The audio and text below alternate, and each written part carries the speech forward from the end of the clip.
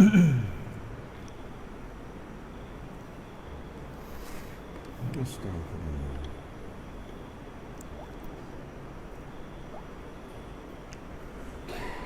بالله من الشيطان الرجيم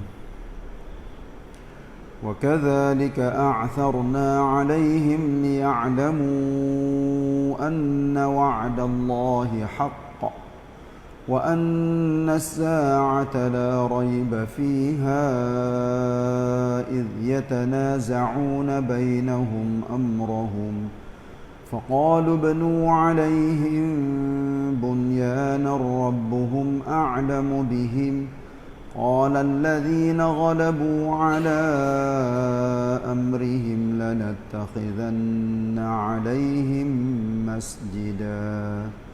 Ayat 21 surah Al-Kahfi. Sudah beberapa kali dah kita baca ayat ni. Dan demikianlah kami dedahkan hal mereka kepada orang ramai. Maknanya selepas daripada peristiwa orang-orang yang duduk di dalam gua saat ni tubik keluar menuju ke bandar, maka cerita pun mula pecah. Tahu orang ramai pun tahu bahawa ini adalah suatu perkara yang pelik yang berlaku.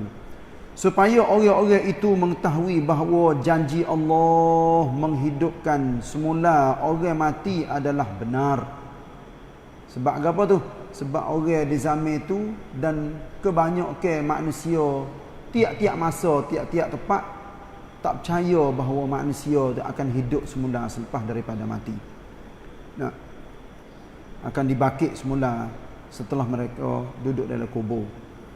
Dan bahawa hari kiamat itu tidak ada sebarang syak padanya.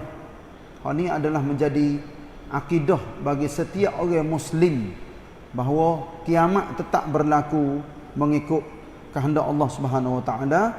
Nah, dalam pimpinan Ar-Rahman dia ada terjemuh lagi 723 alik bawah ni, yakni dengan cara yang demikian Allah Taala dedahkan hal mereka kepada orang ramai dengan tujuan dan hikmat supaya manusia yang ingkar, terutama penduduk negeri itu, penduduk negeri yang orang Ashabul Kahfi duduk pada mula-mula, raja yang zalim, yang tinah dan paksa manusia supaya kufur, yang tidak percaya kepada hari akhirat, akan sedar dan insaf sesudah mereka mengetahui perihal Ashabul Kahfi yang menakjubkan itu. Ini beberapa yuk samai yang Allah royak manusia yang tak percaya kepada hari kiamat. Maka setelah orang-orang muda saat ni bangun semula daripada tidur, barulah orang ramai pun mula percaya. Ada hak beriman, ada hak tak beriman. Gitulah manusia setiap masa, setiap tempat. Pendedahan itu berlaku semasa mereka berbantah sesama sendiri mengenai perkara hidupnya semula orang mati. Iaitu Ashabul Kahfi sendiri duk bicar, bukan tak percaya dak, duk bicar, kita tidur lama ke? Nah, kita tidur baru sebentar, apa boleh kita bangun tengok keadaan sudah pun berubah. Orang ramai yang duduk di luar pun hampir-hampir tak percaya kepada orang muda duduk tidur di dalam gua begitu lama. Pelat-pelat benar-benar ni berlaku. Gitulah. Lepas tu, setelah itu, sebahagian dari mereka berkata, dirikanlah sebuah bangunan di sisi gua mereka. Bangunan di sini artinya nak jadi kekal abadi. Peristiwa yang berlaku di situ, maka kita ambil berkat lah. Ambil sebagai tempat untuk kita beribadat ataupun kita sujud ataupun kita duduk situ. Sebahagian mereka berkata, dirikanlah sebuah bangunan di sisi gua mereka. Allah jualah yang mengetahui akan hal ahwal mereka. Sebab apa tu? Sebab orang-orang muda duduk tidur di situ bukan arti timurnya berkat, timurnya benda pelik-pelik. Ya, kalau dia kita tengok di dalam tafsir-tafsir pun lagu tu lah. Supaya gua hak Nabi Nabi terima wahyu. Gua apa? Gua Hira. Nabi lalu jalan daripada Mekah nak pergi ke Madinah. Nabi singgah di Gua Sur. Bukan arti tepat hak Nabi biasa pergi duduk situ tu kita maknanya kita tak fikir. Ya kan saya nak royak ni. Maknanya buat apa orang-orang pasal dia nak ambil berkat dengan benda tu. Dia nak gosok, nak gonyoh, nak sujud. Kalau dia kita buat biasa-biasa sudah. Tak usah buat pun jadi benda pelik-pelik. Tepat Nabi terima wahyu. Jibril turun mari. Qur'an kepada Nabi. Baca Iqra' bismi rabbikal ladzi khalaq. 5 ayat mula-mula. Gua tu sampakah hari ni masih ada. Tapi jangan sampakah orang tu duk pergi sujud, duk pergi jamu, ambil kain kau duk sapu, ambil berkat dengan tepat Nabi. Sungguh ada di dalam sebahagian ulama-ulama dia royak katanya boleh kita ambil berkat tepat rasul-rasul, tepat nabi-nabi. Tapi jangan siapa kau telajak. Gitu. Siapa kau Kaabah pun. Kita selalu duk dengar dak Kaabah, batu hitam dan sebagainya. Nabi dia tawah dia kucuk. Kita tahu ni. Benda saya nak sebut, buat kita gambar boleh. Iaitunya Umar bin Al-Khattab radhiyallahu anhu. Lepas ada Nabi mati dah. Abu Bakar mati, Umar jadi khalifah, dia pergi di Kaabah, dia tawah. Cukup 7 keliling. Apabila dia nak kucuk batu hitam, dia kecek dengan batu. Hak sebenarnya nak kecek dengan orang yang ada tepi dia ni. Dah orang pun tak berani nak pergi berebut dengan Umar. Umar kecek dengan batu. Hei batu, mung tak ada pedah, mung tak ada mudarat. Kalau sekiranya aku tak tengok Nabi kucuk mung, cerak aku tak kucuk. Tengok tu. Nak ayat katanya, iman Umar ni kuat. Siapakah kecek lagu tu? Batu tak ada pedah apa ni? Tak ada mudarat ke apa? Bukan katanya bagi Mekah tak boleh kucuk batu. Kelik mari kena goda, demik, tak sia siapa mati. Dak. Tak ada apa ni.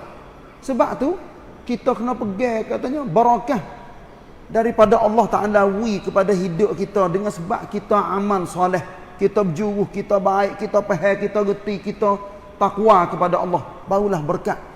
Bukan nanti ambil berkat dengan tepat tu, tepat ni, bukan. Siapa nak kira pasal berkat tepat tu, tepat ni, kira lagi. Tak ada apa. Sungguh katanya Kaabah, Baitullah, Masjid Haram, Masjid Nabi, Masjid Aqsa adalah tempat-tempat yang dikira katanya tempat yang bersejarah dalam umat Islam, dalam sejarah manusia ni. Tapi tidak siapa ke kita kena duk pergi buat benda-benda pasal pelik-pelik sehingga menjadi syirik dan khurafat dalam amalan kita dan akidah kita. Gitulah. Allah jualah yang mengetahui akan hal ahwal mereka, orang-orang yang berkuasa atas urusan mereka, iaitu pihak raja pula berkata, sebenarnya kami hendak membina sebuah masjid di sisi gua mereka. Ni raja yuk sama lain lah. Raja dulu mati dah. Tapi raja belakang-belakang orang-orang kabinet raja tu mari mikir nak buat apa? Nak jadi kenengi kepada orang-orang belakang. Nak buat apa? Lanattakhidhanna alaihim masjidah. Kita akan buat bina di situ sebuah masjid, iaitunya sebuah tempat sujud. Gapo dia terjemuh dalam pimpinan Ar-Rahman 724 sini. Allah Taala mendedahkan hal keadaan Ashabul Kahfi itu semasa utusan mereka datang ke bandar hendak membeli makan ni. Ni dia cerita nak jadi jelas lagi.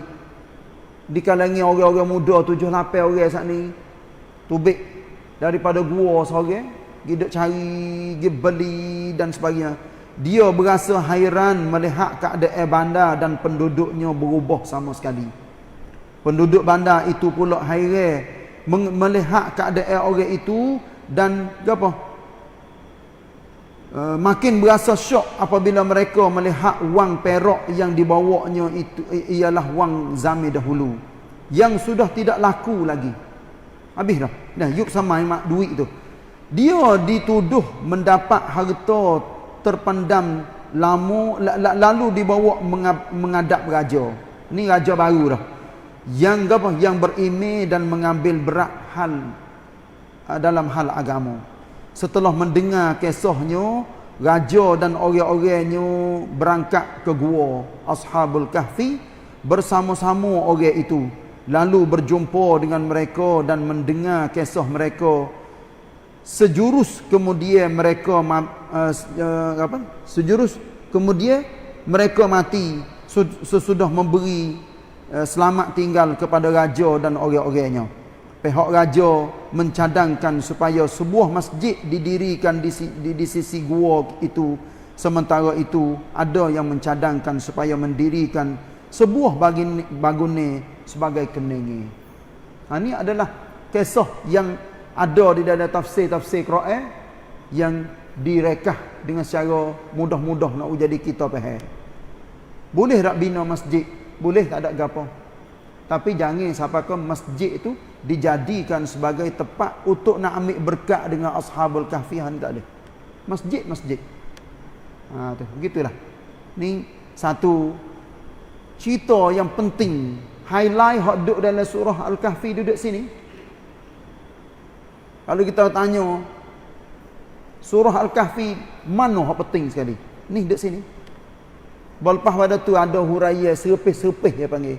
Sayaquluna thalathatur rabi'uhum kalbuhum. Ni ayat lepas pada ni ada orang duduk was-was.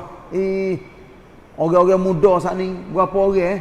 3 orang ke 4 sekali anjing. Ada setengah ayat katanya 5 orang tapi anjing seekor.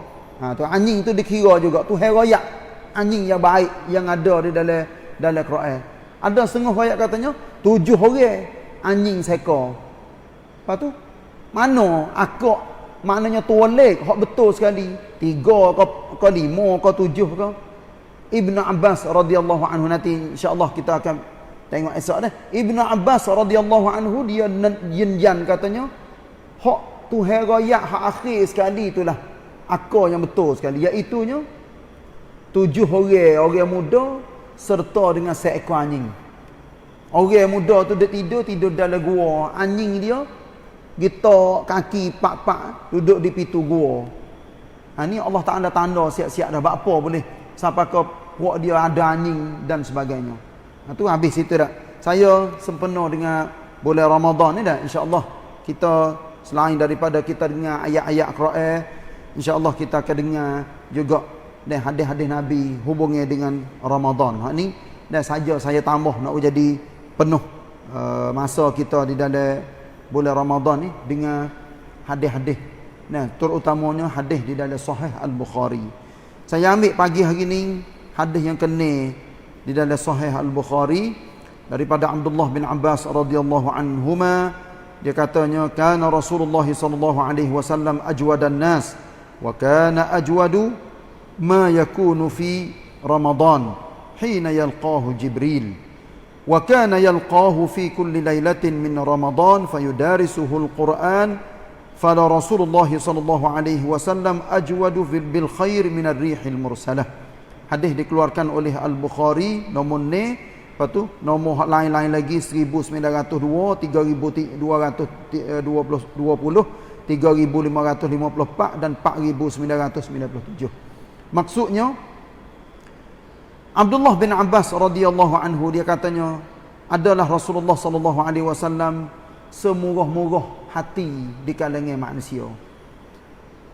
Nabi murah hati ni, sangat-sangat murah hati dan sangat gembira, iaitunya di masa Ramadan ketika malaikat Jibril mari jumpa dengan Nabi sallallahu alaihi wasallam. Bila tu? Setiap malam bulan Ramadan. Cuba kita gambar setiap malam. Gapo tu? Fayudarisuhul Quran. Maka Jibril mari tadarus, mari belajar, mari ngaji, mari baca, mari dengar, mari betul Quran. Nabi baca, Jibril dengar. Jibril baca, Nabi dengar. Tu nak kejap dan kemah Quran di dalam dada Nabi dan ingatan Nabi. Setengah hadis riwayat katanya di tahun Nabi nak mati tu sallallahu alaihi wasallam, tahun tu Jibril tadarus dengan Nabi ni sampai kedua kali khatam Quran. Jadi kemah. Itu adalah Rasulullah dengan Jibril. Lepas tu Ibn Abbas riwayat sekali lagi, adalah Rasulullah sallallahu alaihi wasallam murah hati ataupun buatnya kebaikan kalau banding lebih daripada angin yang tiup lagi. Maknanya angin kuat, kalau kita tengok angin bau mari, banding Rasulullah tu lebih pada tu lagi. Suka buat kebaikan, kebajikan, pahala untuk apa? Kebaikan dirinya dan ummah dia. Dia selalu berdoa minta dengan Allah. Dan dalam bulan Ramadan utamanya. Lepas tu hari-hari biasa pun Nabi doa semua kepada ummah dia. Kita pergi sikit lagi dah. Hadis yang kedua daripada Abdullah bin Umar radhiyallahu anhuma, dia katanya sabda Rasulullah sallallahu alaihi wasallam, bunyal islamu ala khamsin, syahadati an la ilaha illallah wa anna muhammadan rasulullah wa iqamis salah wa ita'iz zakah wal haji wa saumi ramadan. Nah, kita akan boleh dengar perkataan Ramadan ni, boleh katakan tiap-tiap hadis. Ni saya hipung lagu tu, ambil pilih perkataan Ramadan kena ada dalam hadis tu. Rasulullah sallallahu alaihi wasallam cerita katanya, Islam ni dibina di atas 5 perkara. 5 tapak. Apa tu? Bersyahadah bahawa tiada Tuhan yang berhak di ibadat kecuali Allah dan Muhammad adalah Rasulullah. Mendirikan salat, membayar ataupun mengeluarkan zakat, mengerja ibadat haji dan berpuasa Ramadan. Hal ni kita tahu belakang ni. Yakinlah bahawa Islam dibina di atas 5 perkara ni. Lepas tu kita bina. Nah, supaya tapak Islam ni 5. Lepas tu bina sendirilah. Nah, ada dalam tu ha nikah, ha makan, ha minum, ha kerja, ha berumah tangga, ha didik anak, ha mengaji, ha apa. Duduk atas 5 perkara tu. Sebab itulah kita pun wajib faham Islam, gapo dia Islam. Bukan arti katanya 5 perkara ni lah Islam. Ni salah dah. Kalau sekiranya siapa rakyat katanya Islam ada 5 perkara, nak minta prap semula katanya Islam dibina di atas 5 perkara. Tu bukan katanya cuma rakyat Islam ada gapo kata. Sungguh dalam hadis lain, akhbirni 'anil Islam. Jibril tanya Nabi, "Hey Muhammad, tolong rakyat kepada aku tentang Islam." Nabi rakyat, "Al-Islam an tashhada an la ilaha illallah." Islam tu mu kena mengucap 2 kalimah syahadah. Mu semaya, mu puasa, mu keluar zakat, mu buat haji, mengikut apa yang kamu kuasa. Tu dalam satu hadis, tapi kita faham lah katanya Islam ni hak sebenarnya dibina di atas 5 tapak ni. Lepas tu kita bina sendiri nak bagi maju, molek Islam dalam hidup kita, dalam masyarakat kita pun bina-binalah molek. Begitulah dah. Insya-Allah kita pergi pasal ayat Quran kata, hadis kata utamanya di dalam bulan Ramadan macam ni. Wallahu a'lam wa sallallahu ala nabiyyina Muhammad wa ala alihi wa sahbihi wasallam. Wassalamualaikum warahmatullahi wabarakatuh.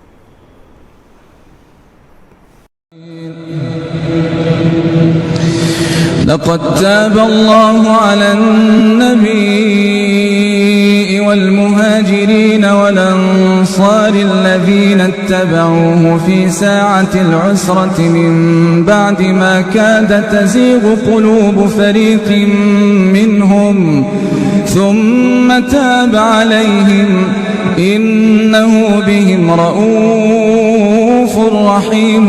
وعلى الثلاثة الذين خلفوا حتى إذا ضاقت عليهم الأرض بما رحبت وضاقت عليهم أنفسهم وظنوا أن لا ملجأ من الله إلا إليه ثم تاب عليهم ليتوبوا إن الله هو التواب الرحيم. يا أيها الذين آمنوا فاتقوا الله وكونوا مع الصادقين. ما كان لأهل المدينة ومن حولهم من الأعراب أن يتخلفوا عن رسول الله ولا يرغبوا بأنفسهم عن نفسه، ذلك بأنهم لا يصيبهم ظمأ ولا نصب ولا مخلصة في سبيل الله ولا يطؤون موطئا يغيظ الكفار ولا ينالون من عدو نيلا إلا كتب لهم به عمل صالح، إن الله لا يضيع أجر المحسنين.